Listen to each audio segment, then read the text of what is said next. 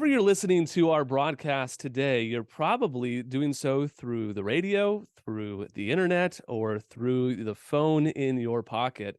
And all of these means of access and ways to get good content can be a positive, but lurking behind the corner is also this reminder that this access was always beyond us for so many millennia, and now it's here. Do we know how to manage it, and do we know how to manage it well? Could it be a negative influence? Our guest today is Chris Martin. He's written a book called The Wolf in Their Pockets: 13 Ways the Social Internet Threatens the People You Lead. I'm really excited to get into this conversation because I think there are a lot of challenges that we face today with not even understanding or knowing the impact the internet is having on the culture around us. And it's happening so fast. So it's a real privilege to have Chris as a part of the many voices for that one message. Thank you for joining the broadcast. Thanks for having me. Why don't you get started by telling us a little bit about yourself and your background? Because I think that's crucial to your own involvement in social media, as well as your way of seeing its trends as it's been unfolding for a couple decades now. Sure. Yeah, I could go really far back. I could my dad worked at IBM in the 1990s when I was a little kid, and he worked from home in the 1990s. So I was tinkering around on computers and the internet far before most of my peers were when I was in first and second grade in the early to mid 1990s. And so I was even learning, how things worked back then, and the screeching of dial up and my mom yelling at me to get off the computer so that she could receive the phone call she was waiting for. And I wasn't getting into too much trouble back then, mostly because I didn't know how. And, the internet was so new and I was so new to it that, it wasn't giving the internet to a 7-year-old like they did in my house in 1997 and 8 doesn't sound as foolish as maybe it would today, just because I didn't really know what I was doing, and finding problematic things was a little bit harder back then. So I was even tinkering around with it as early as first and second grade, and then obviously all through middle school I was on the earliest iterations of social media with MySpace and the like. I started writing a blog when I was in 8th grade on a platform called LiveJournal. It still exists, actually. My blog and LiveJournal. Unfortunately, my blog does still exist from middle school, and I blogged all the way through high school. Eventually, moving to kind of a collective blog with some other Christian friends who were also in high school.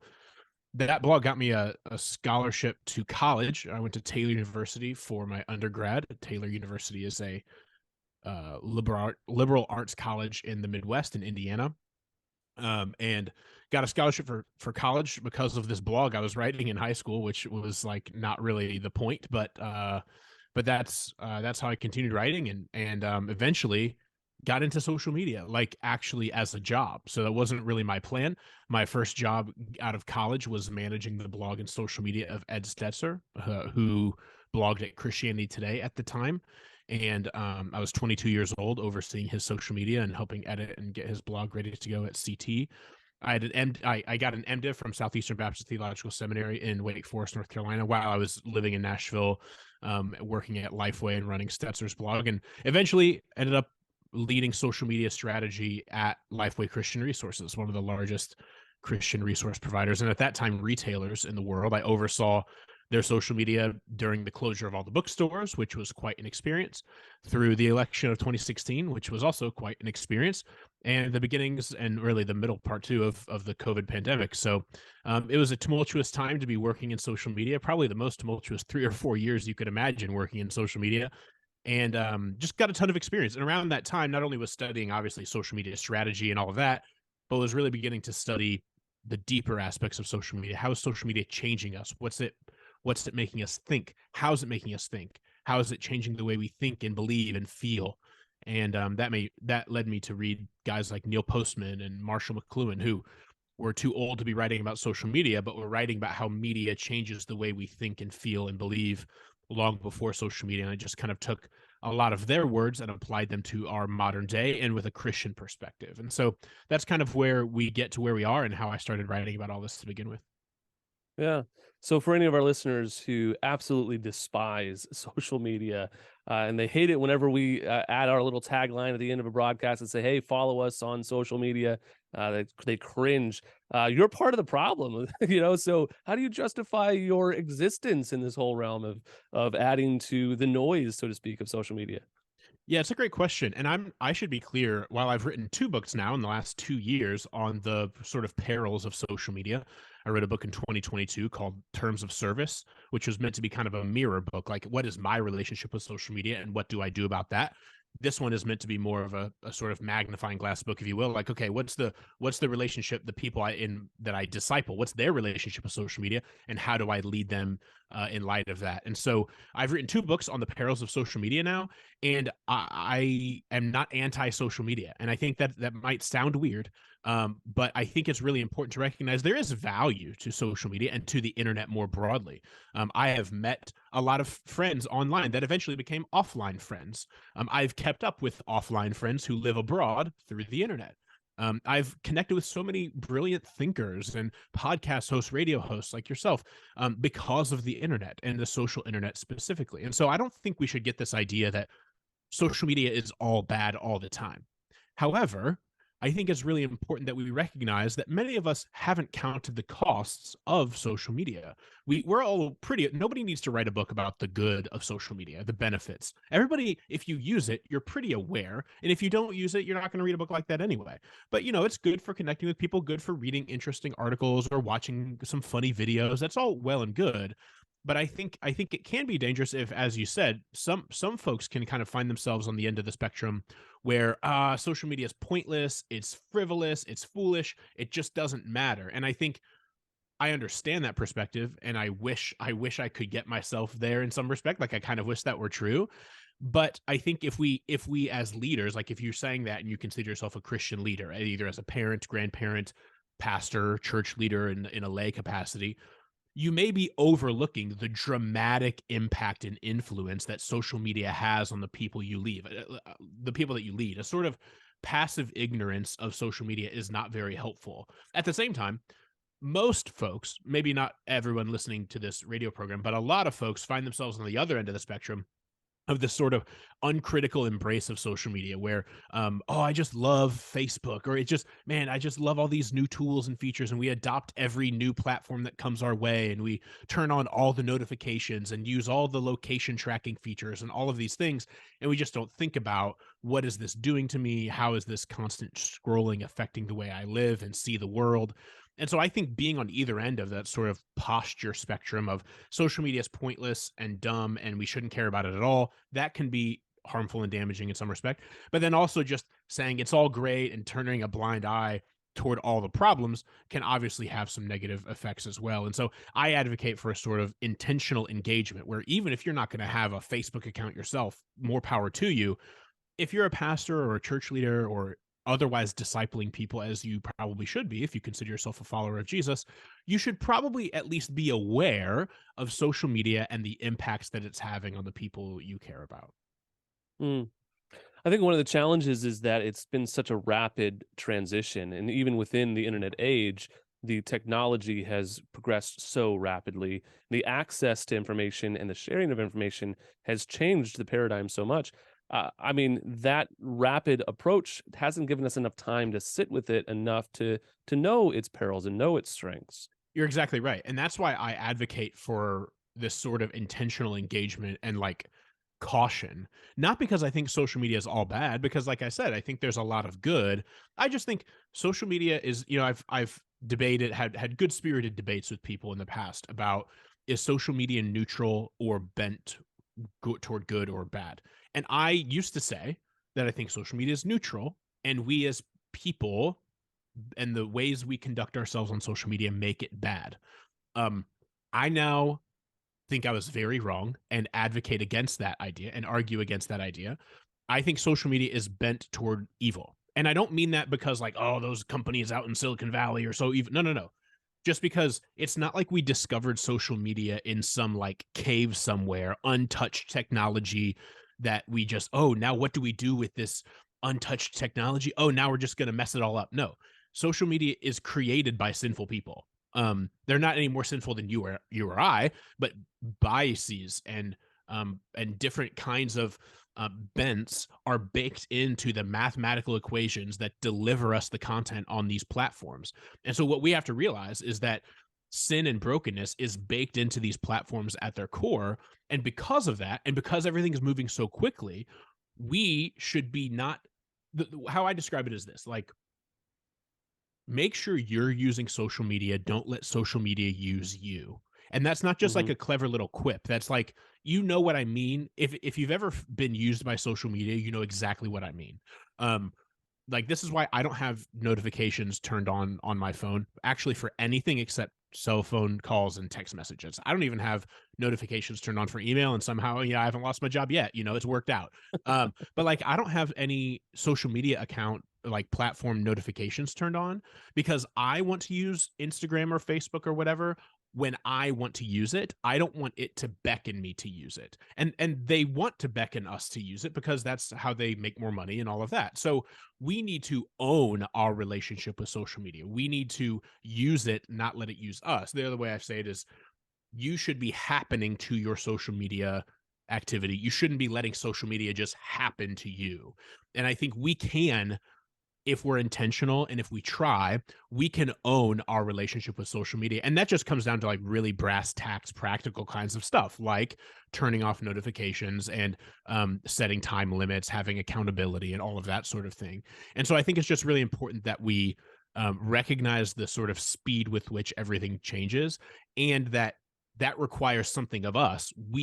We can't just blame social media. We have self-control, or at least we have the ability to have self-control, and we have the ability to decide, to what degree am I going to use these platforms, or am I just going to kind of let them consume me? This isn't a particularly new thing, really. I mean, it's new and it's much more prolific, but it's something that's always persisted in the sense the mainstream media could be seen in the same light, right? You're the product being sold on the mainstream news, right? The news is not informing you; it is capturing your attention so that they can go and sell your eyeballs to advertisers and commercials. The same thing has persisted even with email before social media, and we all know those chain emails that got passed around with false information. It makes it so much easier for us to kind of buy into something that is in front of our face all the time and calling us in, beckoning us in to kind of accept these things and pass on that information. There is a sort of there's not a break wall or a breakwater where we actually need to have it in bringing all of these things under subjection in our lives. Yeah, you're exactly right. I saw a joke on the you saying chain emails made me think of this funny joke. I saw it was on Twitter or something like that. Somebody was like, given everything terrible that's happened in the last 5 or 7 years, pandemic, whatever else, makes you wonder, did not enough of us forward those chain emails back in 2003? Should we have been forwarding those some more? Because I know I didn't forward all of them that came to my way. Sorry, that was just a joke that I thought was kind of funny. Yeah, like, I think I think it's important for us to know that these things change, and that they're hard. It's hard for us to keep up and recognize the sort of triggers and sort of things that are valuable. I write some in the book. I actually wanted to write a whole book on this, but I don't think it'll ever happen, because I think it'd only be interesting to a small group of people like me. But like, something I kind of write about in the book is like, why do we care so much about when things go viral, or like what is popular? It's almost like going viral is like how you win the internet game. And like, I understand that in some respect, because it can lead to like money and fame or whatever else, which unfortunately is like how you win the game of life in the eyes of a lot of people. But a lot of times, like, especially today, like, going viral, usually going viral for like a bad reason, for being rude, or people perceiving you to be rude or something like that. And so I think what we need to see, and like you said, this is true on like TV or radio, or really like any form of major media that's ever existed. This is the case. I think social media and the internet has just sort of supercharged it because of the prevalence Mhm. and the speed. Um, but like, what we need to ask ourselves is like, when we see popular content, or we see something on our feed that makes us feel a certain way, we should be asking, like, why is this content in my face right now? Or why is this content popular? Like, why is this video going viral? Why is this tweet going viral? Why did Facebook decide to deliver me this article that I disagree with? Well, it's because Facebook knows you disagree with it, and that because of that, you'll engage with it. You'll type out an angry comment or react with a frowny face. These platforms, I've said this before, and it sounds kind of like sad, but it's true. Um, Social media platforms do not care about you and me. They just don't care. And unfortunately, we have this sort of like unbalance in our relationship where a lot of us love social media. Like we'd be like, oh, I love Facebook. I can like connect with friends and family, or I love Twitter because of this, that, and the other thing. Like we love these platforms. Like we feel affection for this technology. And I think sort of implicitly, we feel like they then have our best interests at heart. And something I've said, I think I say in the book, I've said it in a couple conversations I've had since the book came out, is we need to recognize that social media is designed, the social internet as a whole, as a technology, like the ones and zeros that make up these algorithms and feeds, are designed to deliver us more deeply into our desires, not deliver us from our desires. And as Christians, even as we're being sanctified and becoming more like Jesus, we should recognize the danger in that. That these platforms are designed, the way they make money is by hooking us in almost like, as literally as they can in a virtual sense, and delivering us more deeply into what we want. And that's not always going to be some destructive sin, but it could be some hobby that's becoming an idol, or it could be something where we're being hooked and we're being driven more deeply into our desires. And that can obviously be more damaging than helpful for us if we don't keep that in check. And that's where, again, it comes back to us owning our relationship with these platforms rather than being owned by them. Mm. Now, the title of your book implies the wolf in their pockets, this idea that we hear in the Bible about wolves in sheep's clothing, these wolves that sneak into the church, subtle, they're deceptive in how they present themselves, they're attractive on the surface, but they're actually pretty dangerous. What are you implying here with the social internet? Yeah. What I wanted to say with the title, it's funny how the title came about. I'll tell a very brief story. I was just writing the proposal for this, working with my agent, writing up the first chapter, the intro, getting it ready to pitch to a bunch of publishers. And I was like, well, I got to title this document something, I have to like save it. And if I'm going to save as what? And I was like, oh, I think in analogies and illustrations a lot. And I was like, oh, it's like, this is a book for pastors or leaders. They're kind of like shepherds, and they're shepherding sheep. And part of it is keeping this, whacking the sheep over the head to keep them from running off the cliff, protecting them from themselves. But at the same time, the job of a shepherd is to protect the flock of sheep from wolves on the outside. And I said, I don't think the shepherds realize that their sheep are carrying wolves around in their pockets, that the threat isn't all from the outside, that it's kind of, in the person of the sheep that they're trying to shepherd. And so that's where the image came in. It doesn't go a whole lot deeper than that. But the idea is that as pastors, church leaders, parents, really the book is for anyone who leads someone else spiritually, is that the threat to the people you care about is a lot more present than out there. And I don't go into this in the book really, but a sort of subtle meaning of that is that you're also kind of comfortable with it. Like I think it's tempting when we lead others. I have been leading in student ministry since I was a high schooler. I started serving in student ministry as a freshman in college and haven't stopped for the last 15 years or whatever. And I think what's tempting when we're trying to lead people, or like I lead a community group in our church, is we think of the threats out there for the people. I know pastors can feel this, like threats of the culture going progressively more, like liberal or whatever. There's often this out there threat that we feel the need to protect our people from.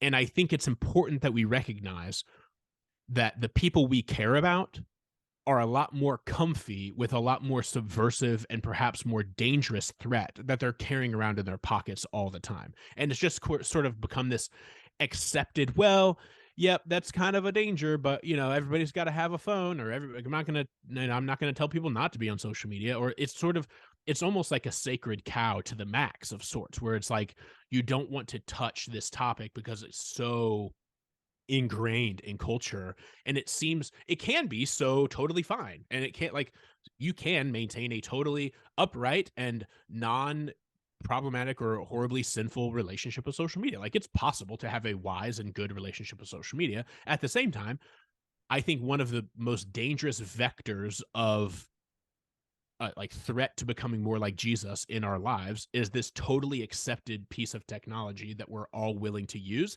and not some sort of out there threat that we need to be concerned with. And so that's a little bit of like a deeper thought on the wolf being in our pockets. Is that just, we often pay a lot of attention to the threats out there, and I think we've just become a lot more comfy with a threat that we have a lot more intimate of a relationship with.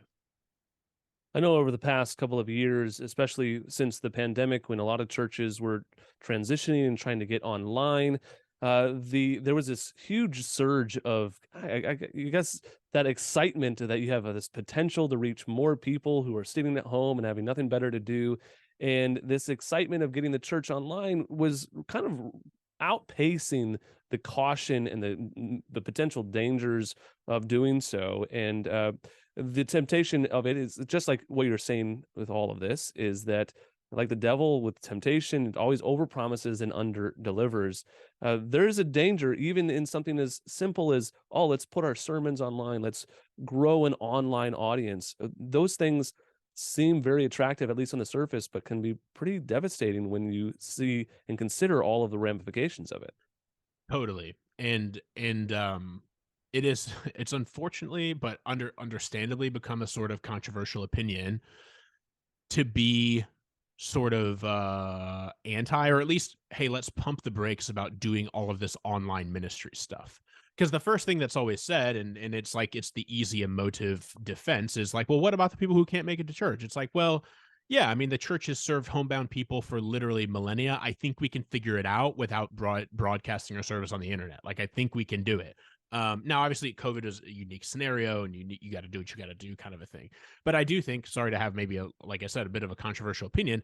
I think we should be very careful about how we communicate the depth and the life changing message of the gospel over a medium in the internet that just by nature trivializes things. Now, that doesn't mean I'm saying that I'm not here to say you can never do anything of consequence on social media. But like Postman talks about in Amusing Ourselves to Death, how he thinks that the television, because that's the book was written in 1985, and it's mostly about how TV is affecting us as a culture and our ability to think and reason. And he has a whole chapter on televangelists. And Postman was not a Christian, but he was very sympathetic and friendly with people of the Christian faith. And he said, I don't understand why Christians want to have these evangelists on TV proclaiming the gospel all the time, because it really, he was like, I don't know if they recognize, I'm paraphrasing. He was like, I don't know if they recognize how much TV cheapens the message. The Mhm. medium of television cheapens and trivializes the message of this gospel, which is of obvious ultimate import to them. And I think we should feel the same way about social media. Doesn't mean we can never share the gospel on social media or share encouraging Bible verses or anything like that.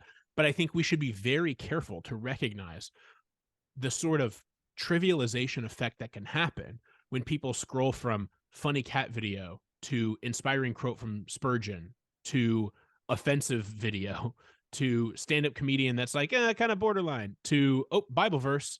I think when we recognize just how weird that is and how that can trivialize the importance of the message, this just quick algorithmic appetite inducing or appetite satisfying in some sense content machine, content buffet, it can really cheapen the message of the gospel. And I think that goes everything from like it should affect how we consider our presence on social media as a church. Not that we need to not be there, but how are we going to handle this?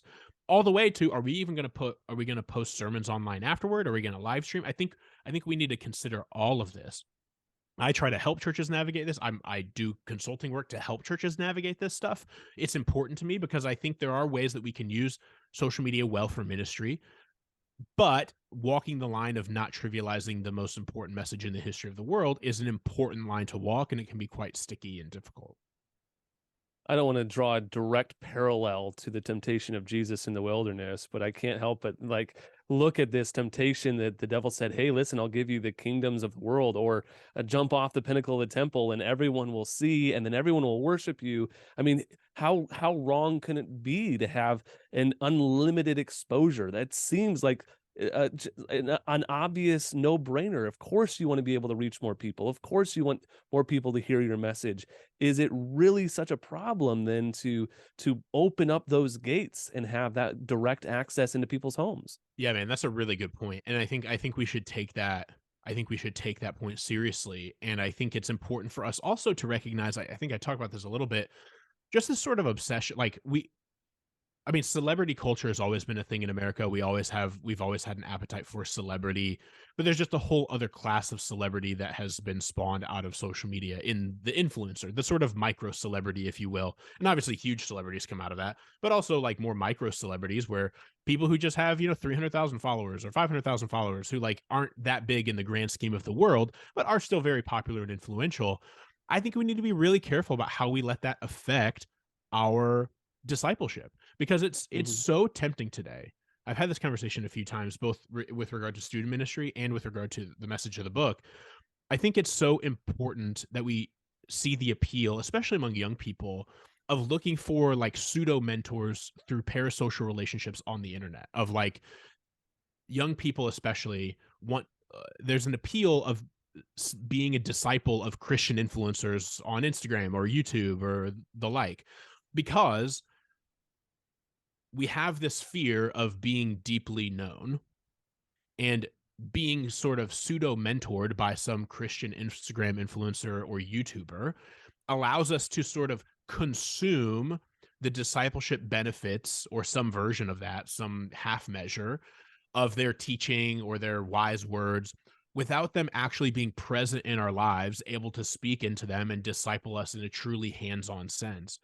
And I've spoken with a number of student ministry leaders who basically have said to me, to paraphrase, we just fear that our students care more about what online influencers are saying than what their leaders in their student ministry are saying, whether Christian influences or not.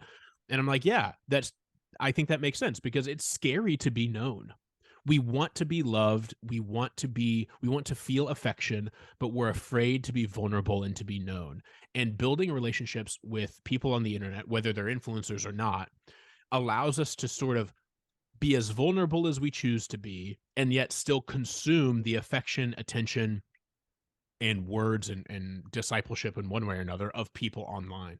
And so I think we should be aware of that sort of temptation of celebrity culture and this, yeah, let's get the message out like I'm just trying to do ministry. Yeah, but man, there's something about even the most social media experiences lack the true sort of incarnational ministry aspect of being able to show up at a friend's house when their family member dies, or be there in the moment when you need to catch them and get them out of a sinful situation, that having an online relationship simply can't replicate. And that can be really damaging if we put too much stock in that, I guess.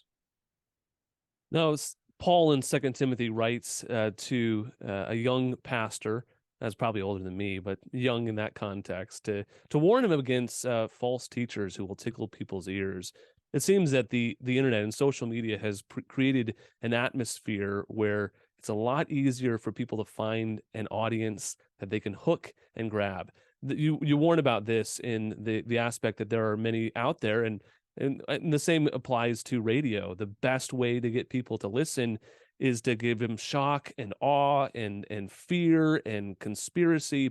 That's the best way to get people to becoming return customers, return audience. The internet has made that even, that's like throwing gasoline on a fire. That's right. And I think, I think it's hard because it's one of the most beautiful things about the internet to me, is that anybody can have a voice. I think that's so cool. I think that is genuinely awesome. And it's one of my favorite parts about the internet, because there are a lot of people we get to hear from today, whether Christian or not, frankly. Like, if you like sports, there are some sports columnists or talking heads that you get to listen to today that you never would have gotten to because they just never would have made it on ESPN or whatever. And the same goes for, like, there are a lot of people, really smart Christians who I've benefited from learning from, that I would have never heard just because, they wouldn't have been able to make it on Christian radio, or their church wouldn't have been big enough to have a TV ministry or whatever. And I'm so grateful that I get to hear from so many different kinds of people who would have never had a voice in a more traditional media environment. However, so that I would say is like probably in my top 2 or 3 favorite things about the internet, is just the ability that anybody has to talk. However, it's also one of the scariest things, and also one of the like most dire threats, I think, just to not only the church, but to like our our country and like our like Western world even, because there's this sort of illusion that because everybody has a voice, everybody should be listened to equally, and that everybody could be equally right. And I don't think that those things necessarily follow. And I don't think that having the ability to talk gives anybody a right to be heard. And I think we need to be very careful. Like discernment has never been more important. I mean, I hesitate to say that because like it's always been the most important it could ever be. But like discernment has never been like harder to maintain because we're just inundated with content. If you spend any time on the internet, you consume more content in a day than your grandparents probably consumed in a given week about the world and news and politics, Christian faith, whatever. You're just consuming more information than your parents or grandparents probably did in a much shorter period or a much longer period of time. And so the ability to discern is being hampered because of the inundation of content that we endure, and the sort of desire to be discerning can wane because it's just like it's hard and we get lazy, and so being discerning is more difficult. And so I think discernment is incredibly important. I have an entire chapter on that. And then when I talked to like 24 pastors in writing the table of contents for this book, I said if there's one chapter that needs to be included, what does it need to be? And all of them said you need a chapter on social media and conspiracy theories. And I was like, man, I knew that that would be an important issue. I kind of just planned to lump it in with discernment. But because so many pastors, all of them, the pastors that I spoke with, said that they're just hearing more and more about this stuff from their congregants than they ever have, they really wanted a chapter on, hey, how do I lead these people well and not like dismiss them, but also call them to a place of discernment and to just kind of slow down. And so anyway, I have a whole chapter dedicated to that. It's not to pick on anybody. I know some folks can get kind of defensive about conspiracy theories. But I think it's important for us to recognize that social media just supercharges this stuff and it requires a lot more slowing down than maybe we're comfortable with. Yeah, so social media certainly creates the platform for people to have a wrong point of view, but still gain a large audience. But there's also something about social media that changes us and ourselves as well. And I like to talk about how if you're an alcoholic, you drink a lot of alcohol, you get what's called liquid courage. You say things that you wouldn't otherwise say if you weren't drinking. But if you're on the internet, you get what's I call digital courage, right? You feel this freedom to say things that you would never say to somebody to their face. The internet has a little bit of a distance of relationship that allows you to be in some ways, in some shape and form, who you would be if no one else was looking, and that is incredibly scary and dangerous. Yeah, I call these folks keyboard warriors is a common phrase. I didn't come up with it, but that's the one I most commonly use. And yeah, back in the day, people used to ascribe this to the fact that you could be anonymous on the internet. Well, I mean, people are going to be anonymous. They're just going to say whatever they want. And we're like, yeah, that's a good point. Yeah, anonymity creates for some bad conversation. And then like Facebook comes along and makes you use your real name, and then it ends up being the most toxic environment on the internet. And it's like, hold on, maybe anonymity wasn't the problem to begin with. People are being just as mean under their real names. And so, yeah, I think that it's really tempting to get caught up in that and this sort of digital courage or be a keyboard warrior. And the other thing we need to recognize is the platforms kind of reward that. The platforms reward controversy and conflict in the actual algorithms. They put their finger on it because they know that's going to keep people coming back and keep people interested. And so I think we need to recognize that, I've often heard it said that social media is not real life. And that's true in one sense, but not true in another. It's true that if you think if by social media is not real life, you mean social media is not a perfect representation of offline life, then yeah, like not everybody uses social media. And if you just hear a bunch of people talking about something on social media, doesn't mean everybody thinks that. Like social media is not a facsimile of offline life. However, social media is definitely real life in that if I cuss out my friend on Twitter, he would be rightly upset with me the next time we saw each other in person next week or whatever. Like, so social media is real life, and how we can, like I've often said, and you just kind of alluded to this, how we conduct ourselves on the internet is closer to who we are than how we conduct ourselves off the internet. Much is made of, oh, people are just curating themselves online to look better than they really are, to look like their life is a lot better than they really are. And I think that's true, especially in the case of like Instagram or whatever. However, I think I think we guard our mouths a lot more in person than we do online. And I think like if you're a pastor, you're more likely to hear about the complaints from a church member through Facebook and them commenting on someone else's Facebook feed of like, oh yeah, pastor said da da da, and they like think they're doing it secretly, but then you end up seeing it or whatever. And so I think we need to recognize that like who we are on the internet is at least as real, if not more real, than the sort of curated and cleaned up version of ourselves that we probably present at church and otherwise. Mm. I like to say who you are on the internet is who you are when you're driving in rush hour traffic. That's right. You know, That's exactly right. Yes. but obviously the internet is having adverse effect on us, and those are things that we don't often consider, the trade-off of how it's affecting us, how we interact with each other, how we are consuming content. So explain to us, are we actually being transformed? Is this an alarming thing, or should we be aware about how the internet and social media are changing us as people, as we interact with each other? Yeah, definitely. I think that um I can't list all of the ways because that's kind of the point of the book. It took, a long time to write and a bunch of pages. But like, yeah, I think social media affects how we view authority. I think social media and this kind of goes back to what we were just talking about. Like, I think social media and the internet more broadly has flattened a lot of things and has made authority structures feel a little bit more unsteady. I think in some ways that's good because I mean, I've always been kind of one that thinks questioning authority can be really helpful and if it's good, like if it's a fair questioning and the authority is in a strong position, then questioning authority can only strengthen it. But some forms of authority, whether it's like an institution or a person, when questioned kind of crumble because yeah, maybe they shouldn't have been authority to begin with. And so like how we view authority has been dramatically changed by the internet for good and for ill. I think how we think about sex and beauty has been dramatically changed by our relationship with the internet, mostly in negative ways. I think we've just come to see sex as both either more important than it is or less important than it is. My friend Trevin Wax talks about this in a number of places. Yeah, discernment, humility. Gosh, I mean, like perhaps the most like acceptable social media sin, if you will, like the thing that a lot of us have fallen prone to that is not really talked about is our relationship with social media makes it more acceptable to feel like you're the center of the universe. We Mm. all feel that to some extent. That's like the root of idolatry, is that you're God and everybody else is sort of like a B actor in your movie. That's all about you and your life. I think that's just sort of a natural human sinful tendency, and social media just like commercializes that. Like, oh yeah, that sinful self idolatrous feeling you have, you want to make some money doing that. Like and so I think it can be really tempting, especially if you like creating on the internet like I do. I've been writing blogs since I was in 8th grade. I've done podcasts before. Like I love creating on the internet because it's just fun and it's I like using the gifts God has given me in that way.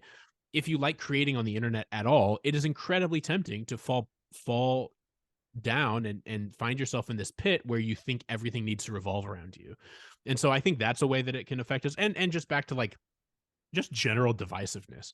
I think so much of our cultural moment of divisiveness is rooted in how our brains have been rewired to favor conflict because the algorithms that we spend 2.5 hours a day with on average uh, have wired, those are wired to promote conflict. And so we've just fallen more in love with conflict. Frankly, I think a lot of us are just there's a whole chapter called Live Peaceably about how hey maybe we should just like seek peace a little bit more and not be so interested in conflict. I used to love getting in arguments on social media mostly about frivolous things. If it was ever about theology, it was about third tier things that didn't really matter, or it was just like arguments about who's the greatest basketball player of all time or whatever.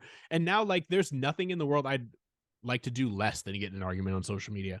But I think it's still just so appealing. And I think the platforms themselves, because they favor that, have in a sense made that feel valuable to us. And so I think if we're not careful, if we don't own our relationship with social media, we can be shaped by it and molded to care what it care about and value what it values.